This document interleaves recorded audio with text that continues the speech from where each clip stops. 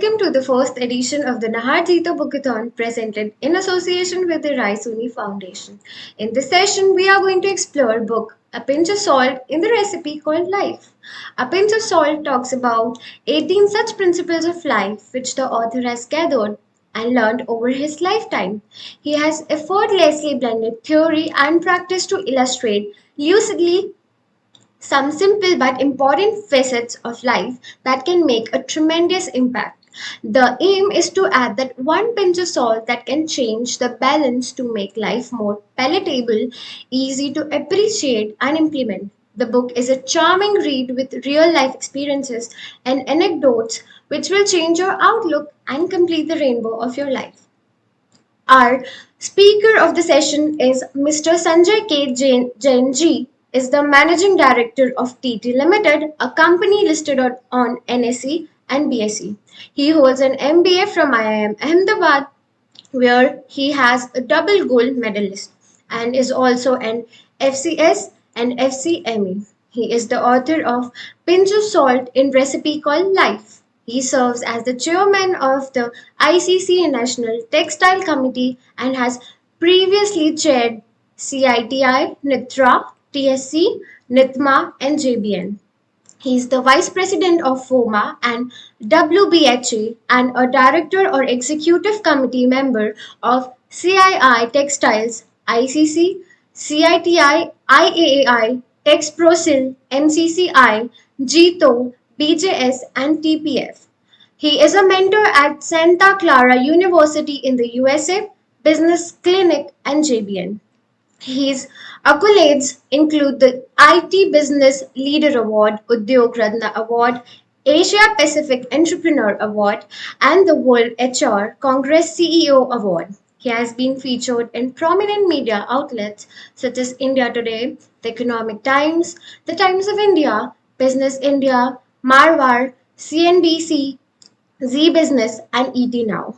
Our moderator of the session is Ms. Muskan Jain. She is doing her MBA from London Business School and is co-founder of the D2C startup Olmovere. Now I'd like to hand over our session to our moderator. Hello everyone, I'm Muskan Jain and it is my pleasure to host the session today. With us today is Sanjay Kumar Jain. He's a double gold medalist from IIM Ahmedabad. Apart from being a rank holder, cost accountant, and a commerce graduate, he's also a qualified company secretary and is currently the managing director of PT. He's a prolific speaker and he's written many articles and been featured in magazines such as Business India, Marwar India, and Insight. Today, we have the pleasure of having him here as he's written a book called A Pinch of Salt. With an industry experience of 25 years and more, Sanjay Jain shows how despite all the odds, life can still be beautiful. A Pinch of Salt talks of 18 such principles of life which the author has gathered and learned over his lifetime. He has effortlessly blended theory and practice to illustrate lucidly some simple but important facets of life that can make a tremendous impact. The aim is to add that one pinch of salt that can change the balance to make the life more palatable. The book Pinch of Salt was published by international publisher Orbitary, which has also published books such as Harry Potter, amongst other very acclaimed books. So thank you for being with us here today. Yeah, thank you for having me here. It's my pleasure to be with you all. So we're going to start with the questions which we have for today. Mr. Sanjay Jain, can you tell us a little bit about yourself? I think so. You've already well introduced me, but I would just say writing a book was on my bucket list, and I decided on my 50th birthday I must be out with it. And I really must thank my family and my publisher Bloomsbury for having supported me in ensuring the book came out on time. That's very good to hear. Before we go into the details, could you just give us a brief summary of what the book is about? A pinch of salt in the recipe called Life. I'll just also show you the book cover. This book has basically been written to cover some basic, very simple principles of life, which I have garnered over my lifetime, working lifetime, I would say. And these principles, though I may seem that me being from a management background, business background, would be all about related to work, these principles are equally applicable in all aspects of life, whether it's your working life, social life, family life, etc., etc. In all, they can be implemented everywhere equally without an issue. And the idea of this book is to keep those principles very, very simple. Typically, we see a lot of gyan, if I may call it within quotes, being prescribed all over nowadays on social media. It's everywhere, but rarely can we ever implement it. My idea was to write simple things which can be simply implemented. The time you hear it, like just now when you're listening to me, the very next moment you can start implementing in your life and you can see a difference. That's very nice to hear. I think we have a lot to learn today. So let's start with how did you come up with the title Pinch of Salt? What does it signify in the context of the book? Well, when I started writing the book, really I was clueless on the name. This name came to me once on a dining table when I was sitting and having food, and my mother prepared my most favorite dish, but something was missing in it.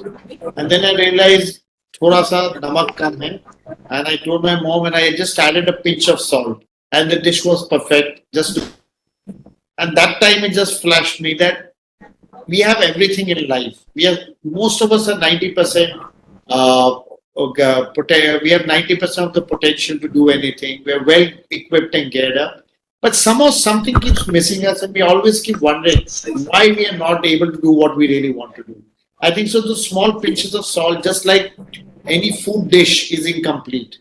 That pinch of salt is extraordinarily important in life to complete us, and it may not be visible because they're very simple principles, but just like the pinch of salt, which is invisible but is very critical in our life, these principles are equally critical and will take you a long way to doing what you want and what you aspire to do. Uh, that's a very interesting title.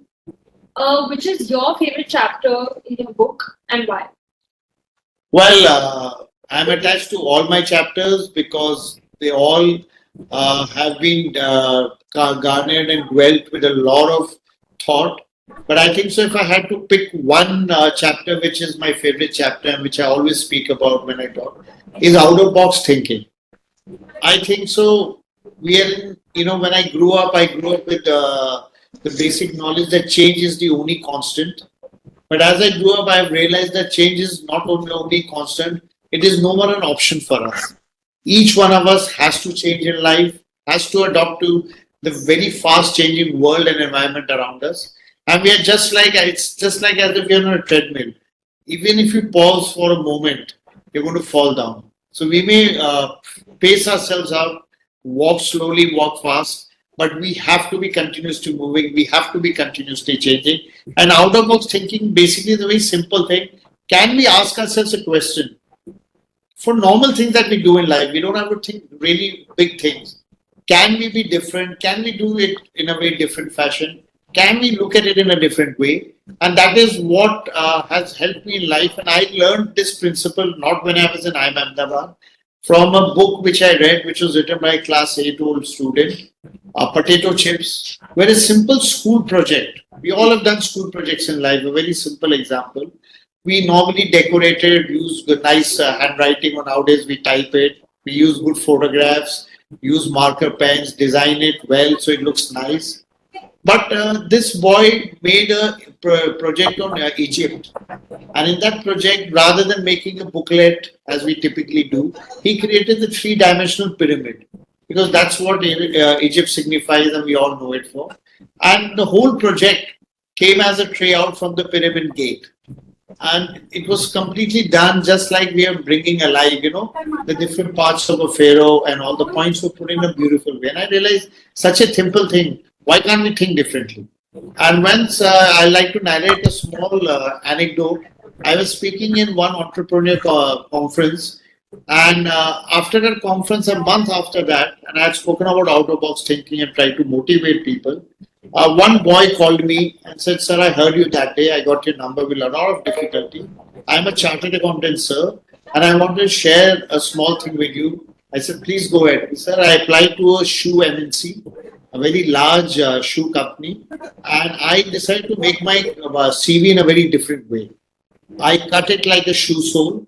I designed it like this, and I put my points as different parts of the shoe to show just the way a shoe is to be held together and 360-degree complete, being able to meet all the criteria. So I immediately told, congratulations. He said, sorry, sir, I didn't get the job. I said, then I was a bit taken back. I said, why have you called me? He said, sir, I called you because the HR head of that company who called me and said, I've never seen such a CV ever in my life, 25-year career. It's the most creative CV I've ever seen. You put in a lot of thought in it, and I think so. You should get more than 100% marks for what you've done. But unfortunately, we cannot hire you because in our company, we only take first-time pass-outs. And he said, sir, I passed out on the third attempt in JAR CA finals. So that I could not meet and into their qualification norms. But she said, if I had not called you, you would have lost that spark in you, that spark of being different, the spark of thinking out of the box. And that's why I called you saying you may not have succeeded, but you're more than successful in life. It will surely take you with this spirit and innovativeness. So I think so. We all, in every context, simple things, difficult things, ask yourself one simple question: is there a different way of doing it? Can I? And I'm sure you're going to come up with some brilliant ideas. And don't worry, you're not going to always succeed. People will many times not appreciate your different ideas. Many will call you weird. But those who tread a different path are those who really become leaders and become known in this world. So be strong enough to dare, think out of the box. And anyway, in today's context, the way the world is changing, if you don't think out of the box is anyway going to move ahead. You're going to be behind the box, and you're still going to be out of the box, but on the negative side rather than on the positive side. That's a very interesting story. We saw the first chapter you've titled is Anikan. Can you explain the meaning of this term and why you chose it as the title of the opening chapter? Anikan is actually a Jain principle, something which has deeply moved and impacted me. And I'm not trying to preach Jainism or anything here. I just like this principle so much and it's helped me so much in life. I decided to use Anikan, the basic concept, and obviously give it the sort of color that it needs to create a message for the general readers. Anikan, if you break it, is Anek which means multiple perspectives. And this is something which Lord Mahavira taught us, and I think so it's very unique principle, is that there can be multiple perspectives of any single object or situation, and all of them can be right. We typically feel, and we're always stuck in this world, that if I'm right, the other person has to be proven wrong. Or if she is proven right, I'll be proven wrong. But that's not the way the world works. You can be right and the other person can also be right. And we've all gone through the simple story. I'm sure many of you would have childhood days is a five blind men and an elephant. The story goes like this, that five blind men were told to touch an elephant and describe it. Different people touch different parts of the elephant and they describe it differently. Someone who touched the ear said it's like a fan. Someone who touched the trunk said it was like the legs of the elephant said it's like a tree. Someone who touched the nose and said it's like a snake, and so on and so forth. So depending on what they touched, they have created their own perspective. No one was completely right, but no one was wrong also.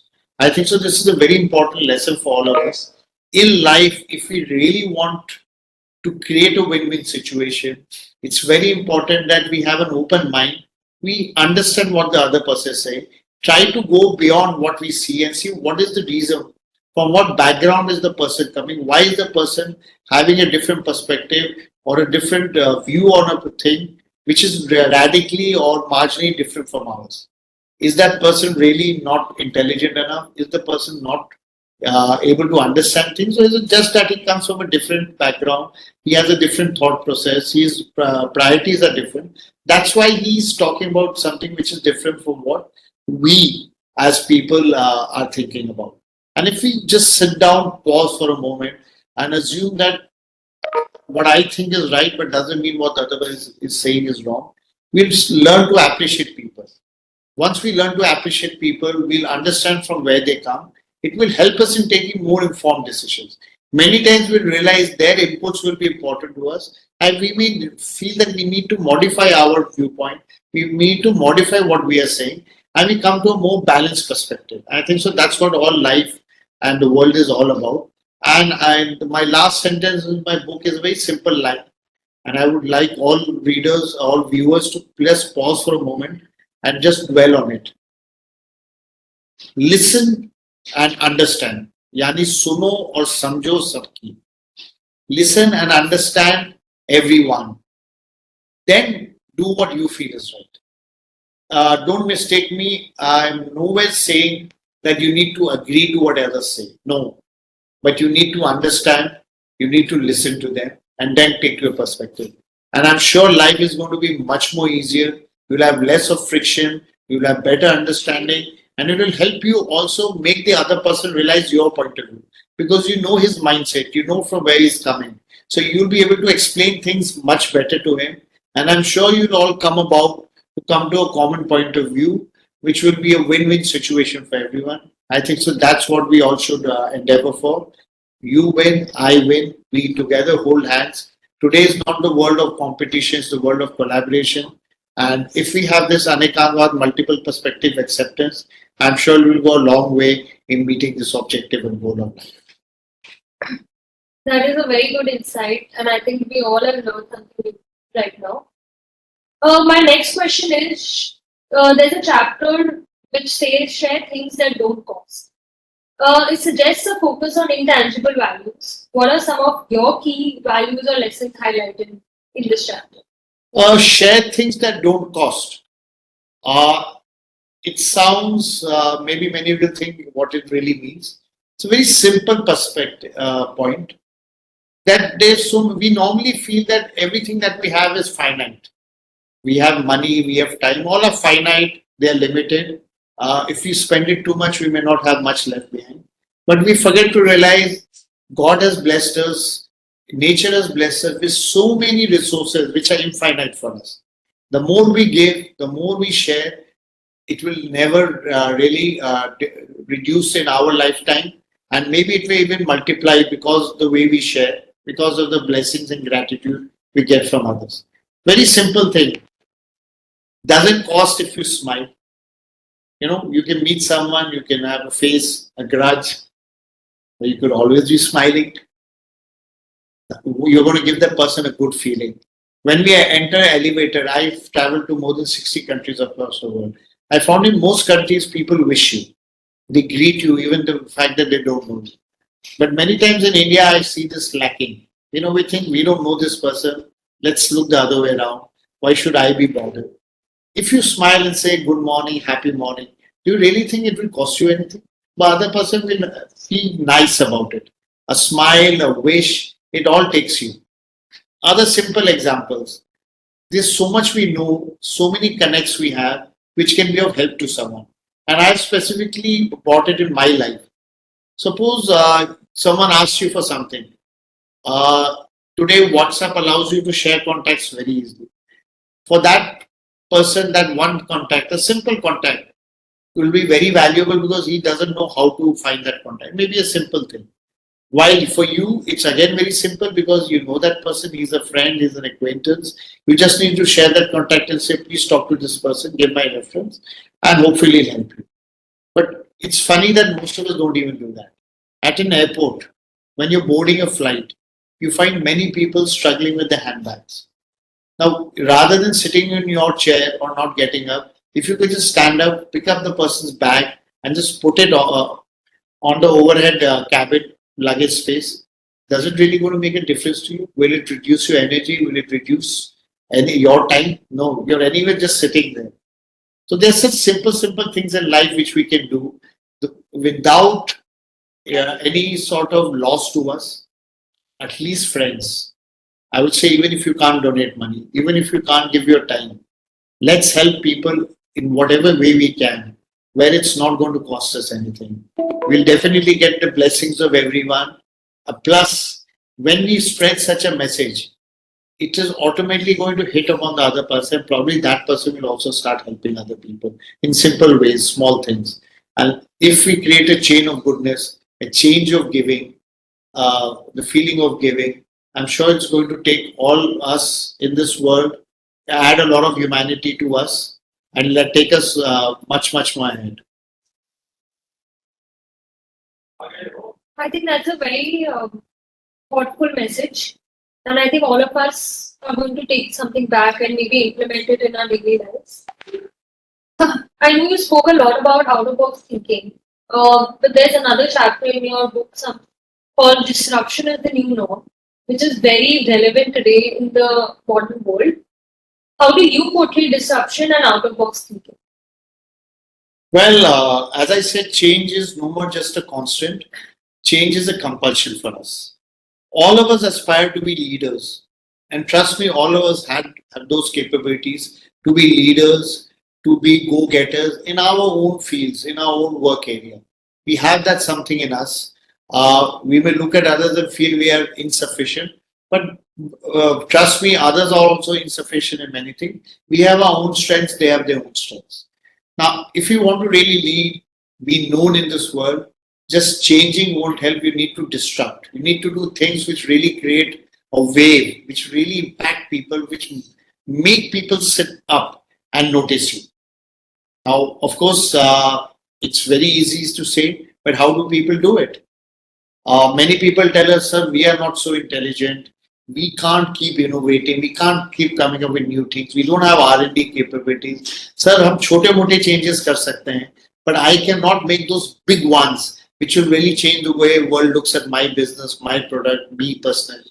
So, sir, you're from IIM Ahmedabad. You are intelligent, but prescribing this to us, don't you think it's unfair? Well, I'll give you a very simple example of Diwali. In Diwali, in our childhood days, we had one bomb which was called a chocolate bomb, which when you lit and burst, it would create a big bang, and anyone close by would definitely notice it. Then there was something small called, I hope the word may be different in different places, what we used to call in Hindi was Ladi bomb, which was a single small stick with a thing which even if you lit up and threw, no one would even notice. It will have a bip and it would finish up. So, but they had something called as a Ladi, where 5,000 such small pieces of explosives would be connected together, 5,000, 10,000, and then we would burn them and it would keep bursting right till the last, till 5,000 were not exhausted. And that created a much bigger impact than a chocolate bomb. So the story that I would like to communicate is, we may not be big disruptors, in single moment disruptors. We may not do something which will overnight change the way the world looks at us, the way we do business. But if we add one by one, as I said, change into change into change into change, small changes done every day, if we keep doing them, it will lead to something which we can call a disruption, an innovation, an invention. So don't worry if you are not those ones who can do those big ones, big things overnight. Keep working on changing, keep working on transformation. And those small efforts that you make will all cumulatively aggregate to create probably an impact more than that guy who did one time explosion. So don't never feel insufficient, never feel that there's something. All of us can be disruptive. All of us can create impact. It's just a mindset. It's the attitude and the effort. If we use all these three in the right perspective, the right proportion, we'll definitely be market leaders in whatever we decide to do, whatever we love to do. Thank you. That's amazing to hear. As there are going to be many readers who are facing a lot of challenges in their life, which chapter do you believe offers the most valuable insights or advice? It actually depends on what sort of challenges you are facing. If you're facing a challenge of stagnation, it's a challenge of not knowing where to go, out of box and disruptive thinking combined would be very relevant for me. If you're facing a lot of issues of relationship, disagreement, not able to find common platforms, continuously arguing with people. Chapter like Anikan would definitely help you. Some people are living in false hope and they keep putting it on destiny, that whatever is happening is destiny. I'm sure tomorrow is going to be a better day. And those stories of, after every sunset there's a sunrise, they start self believing that, and it sort of gets into you, up to you. I think so for those people, my chapter on karma or destiny, the chapter on hope is no strategy would definitely help you in thinking that really should I be waiting for something to happen or I need to keep trying. And as the story of the ant, which you would have heard, which Napoleon changed his course of direction of Napoleon. When he kept looking at the ant kept going up, kept coming down, kept going up, kept coming down. And after I don't remember how many number of efforts, the ant finally climbed the wall. So I think so. It may take more time. Some people do it faster, some do it later because of skill sets, because of the environmental support, maybe because of the luck factor. But everyone who tries will ultimately find his own course of action. That's nice. Um, what message or messages do you hope readers take away from your book? Really, no message. I'm not some big saint or thought leader or something that I'll give any big impactful message. As I said, I'm just adding those pinches of salt, which probably are deficit in your life, so that you become more complete, you become the master of your own life, and you're able to live life the way you want and do the things that you want. I would just say never give up, keep trying, never get stuck with things in life, because wherever you get stuck in life, wherever you give up, you sort of plateau. And what's good today will not be good tomorrow. So the best of people today, as we have seen, Kodak has gone, and so many other concepts, so many other products have gone out of fashion. BlackBerry, because they were the leaders of today, but they could not see tomorrow. So we need to continuously evolve. We need to continuously change. Uh, just like a caterpillar, you remember there's that butterfly in you. You need to struggle, fight for yourself, get out of the cocoon, and you're going to fly like a butterfly in the world, uh, creating positivity wherever you. That's an amazing message. Can you share any memorable feedback you've received from the readers about your book, Pinch of Salt? Oh yes, I've been lucky there. One feedback I got from a mother, a photograph of a 10-year-old daughter reading my book, and she said she's picked it up and she's not left it till she finished it off. So when a 10-year-old, as I told earlier, I wanted to make this book for all ages, for all people, irrespective of which field of life they were from. And I think so. This came out very well when I heard a 10-year-old girl reading my book and also liking it. One day I got a message at 4 o'clock in the night from one of my cousin's sons. He said that I just now finished your book for the second time. I read it once before, but obviously I could not gather all the points. So I started reading it after I came back home again. And I went through it very slowly, trying to dwell upon, understand each and every point. And I found I could see new things in that book. I think so. When you find the youth reading, when you find a child reading the book, I think so. It creates a different feeling inside. And of course, there are many such feedback I've got from so many people I meet who are praising the book, who recommend the book, who are gifting the book. Some people I know who have bought those books in multiple numbers and have gifted it to people around. And I purposely kept the book very simple. It's just about 130, 40 pages. Easy English, easy fonts, something which can connect with the masses. Of course, I had one more feedback to translate in Hindi. Unfortunately, I have not got about doing it because many people said, sir, concept whether English or Hindi or I think so it's equally applicable, but many of us are not able to grasp the whole essence, even if we know English when we read a book and we're not so comfortable reading in English. Oh, that's very good listening about the 10-year-old girl, especially. I think my last question for you today is about the last thing you've written in your book. It's an obituary. It is very interesting because you've not seen people do that. So, what was your thought behind it? Well, as I said, you always have to think out of the box. And this last chapter is very different, I think so. And it's a concept which probably most of you would not have heard of. I've recommended, many of us want to do so much in life. We have goals, we have aims in life, but we are not focused. We want to do this, we want to do that, we want to do this. We are sometimes running here, sometimes running there. And sometimes, probably in this race, we miss out the real objective of life, the real aspirations of our life, the real ambitions, so the real thing which we want to do from our heart and soul. I think so. The best way to find out our goal and perspective is, which I just thought about, is imagine someone tells you that after 5 years, you only have 5 years more of life left. Please don't take it otherwise. I don't mean that you're going to die after 5 years, but imagine that someone tells you you have 5 years of your life. And they say that after 5 years, once you're no more, how do you want to be remembered? How should your obituary should be worded? And when you start thinking about it and penning down how you want the world to remember after you're no more there, then you really realize that you'll find the things that you really wanted to do. You'll be able to prioritize things. You'll be able to understand what's your real objective in life, and you'll have a much more focused effort towards it. Of course, we all need to work. Suppose you're in a job, you're a salary job.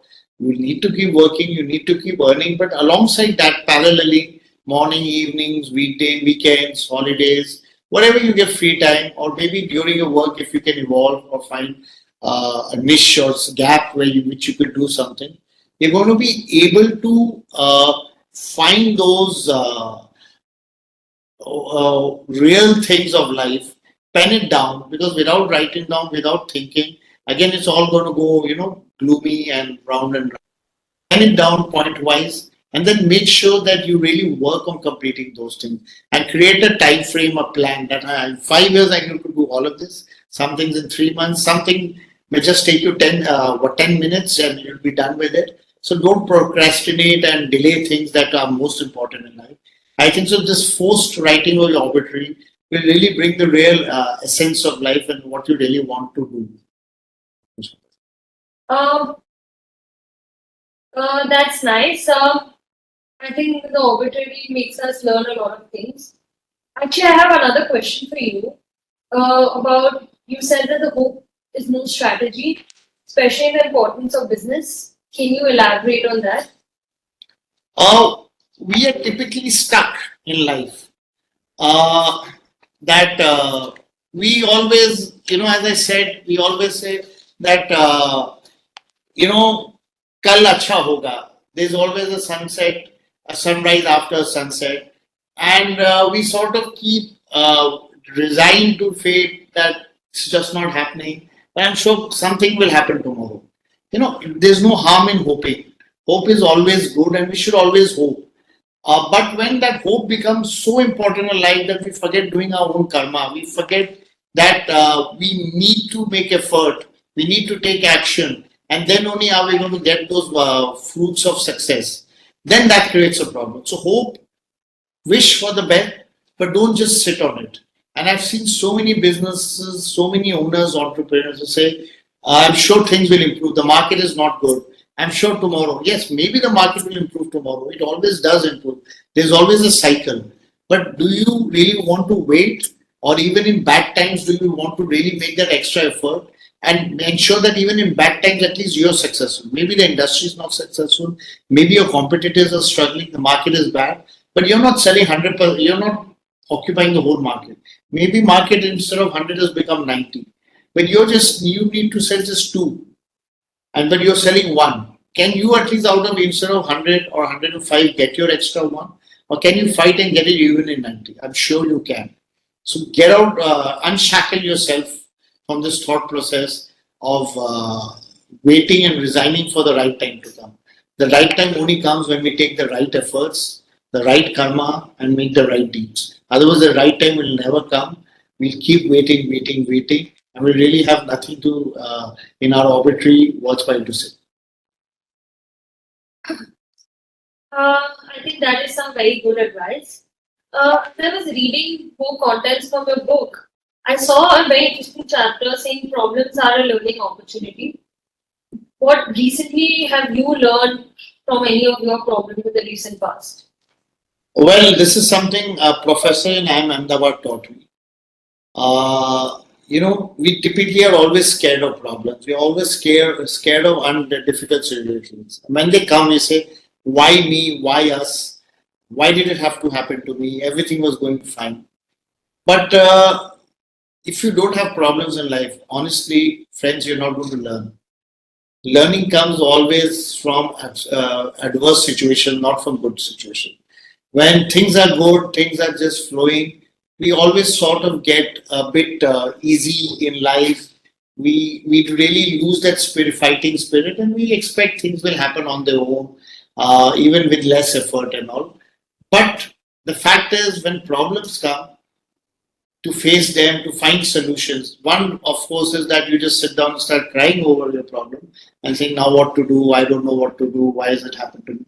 A true leader, a true man will always stand up and say, okay, you're there, but I'm going to face you. I'm going to find a solution.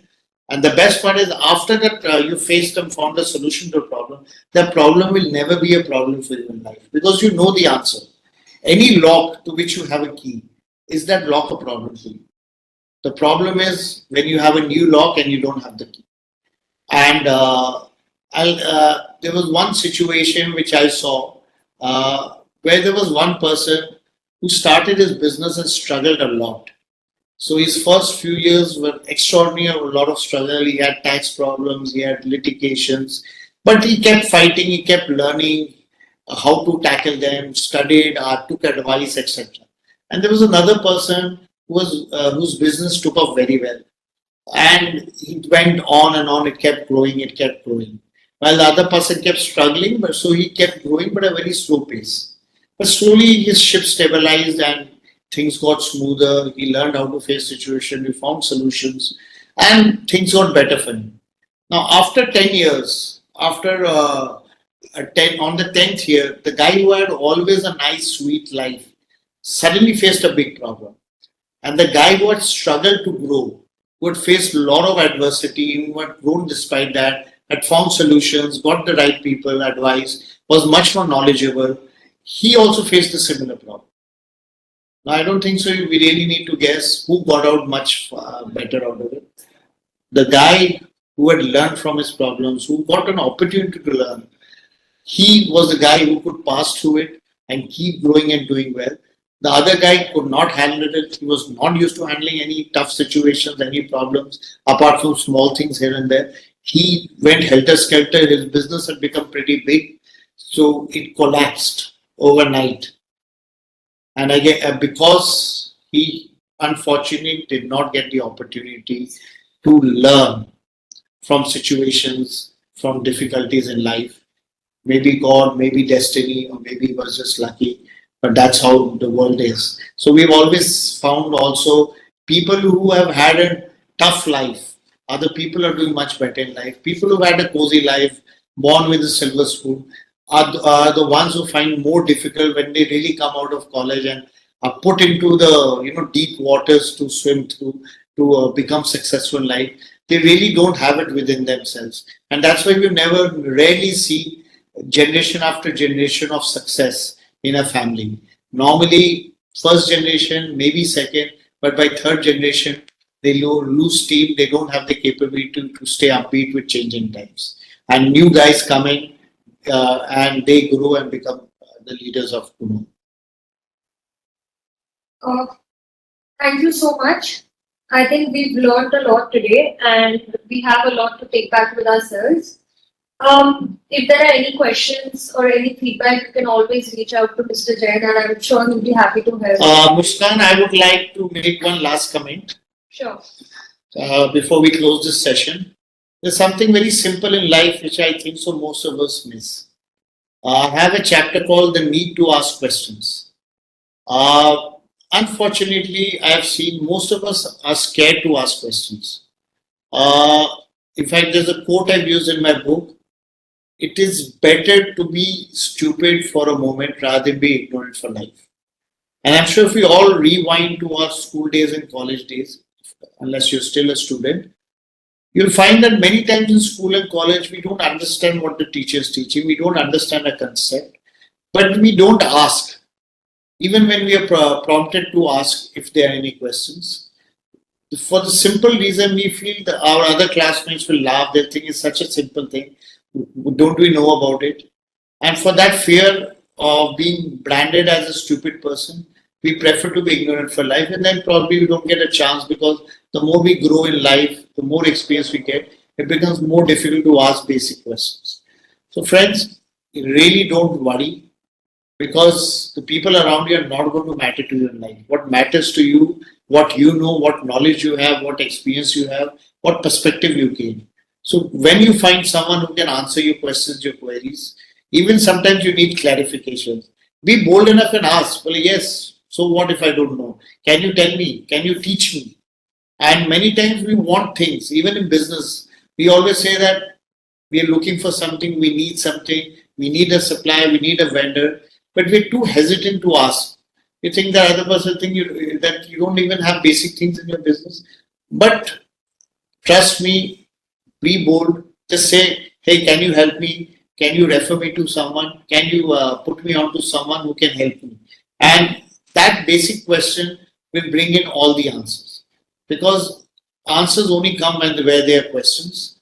Otherwise, we never really get the answers. And we keep going round and round, struggling. So, I would request all my viewers who are with me today to please never fear to ask and always remember that it's okay if 5 or 10 people around you feel you're stupid, but never be ignorant for life.